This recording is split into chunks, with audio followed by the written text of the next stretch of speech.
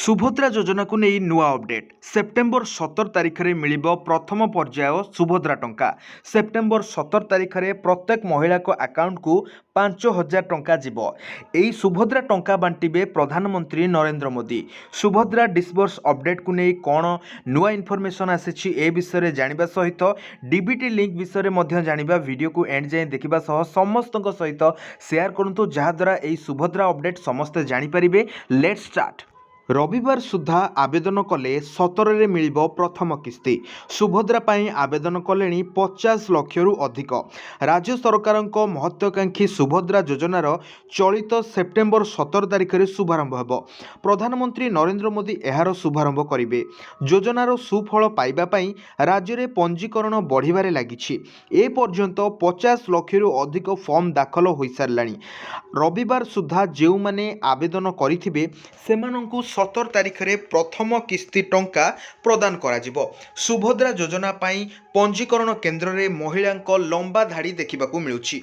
प्रति ब्लॉक और पंचायत रे सुभद्रा स्वागत सप्ताह पालन करा जाउछि।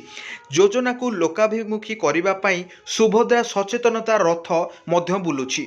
महिला और शिशु विकास विभाग दायित्व थिबा उपमुख्यमंत्री प्रभाती परिडा कहिसंती आसंता काली अर्थात रविवार सुभद्रा स्वागत पदयात्रा आयोजित हेबो। प्रति पंचायत रे जीपीएलएम को नेतृत्व रे एही यात्रा अनुष्ठित हेबो। एथिरे महिला स्वयं सहायक गोष्ठी गुड़िक सामिल हेबे।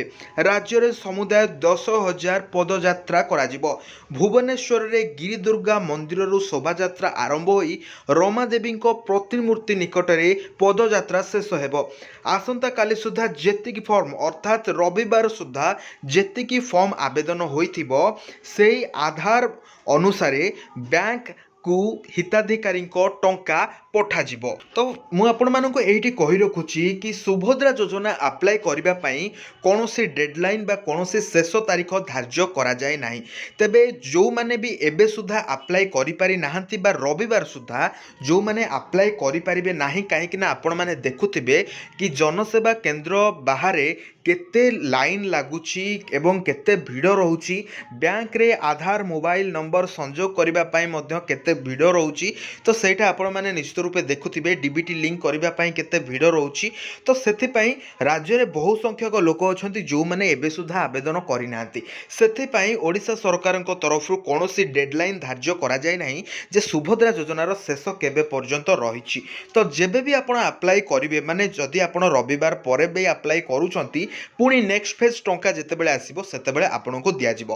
तो रविवार Sudha ji application form submit करा सेप्टेम्बर 17 तारिख में प्रथम पर्याय टंका बा 5,000 टंका महिला अकाउंट को जीव। तो जमीती कि आपण मैंने जानी सुभद्रा योजनार जो स्कीम टी रही प्रथम जो डिस्बर्समेंट हम बा जो डिस्ट्रीब्यूशन हम से डिस्बर्समेंट टी राखी पूर्णिमा एवं द्वितीय जो रही आपणकर अंतर्जातीय महिला दिवस जहाँकि मार्च मासर अनुष्ठित होता है। तो मार्च मासरे से टंकाटी मिलता है। एवं ए वर्ष जेहेतु राखी पूर्णिमा बहुत माने ता परे जाय कि आपणकर ए सबु सिस्टमैटिक आसिला एवं अप्लाई करिबा पई बहुत समय लागिला।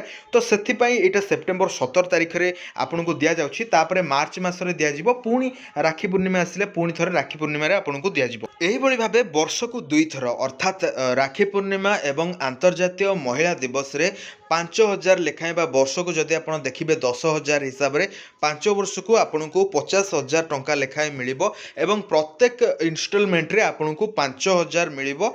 जो भले कि आपण माने जानिछंती कि 10टी इनस्टॉलमेंट रही सुभद्रा योजना रे।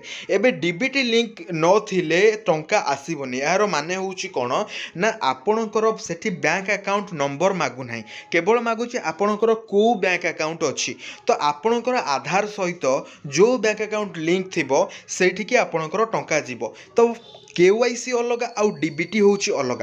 तो डीबीटी माध्यम रे माने से माने आपणकर आधार नंबर एंटर करिकी आपणकर अकाउंट जो अकाउंट लिंक थिबो सेही अकाउंट को आपणकर टंका पळेबो। एही वीडियो को अधिक रु अधिक शेयर करने सहित समस्त सहित शेयर करूँ जहाद्वारा से माने जानी पारिबे।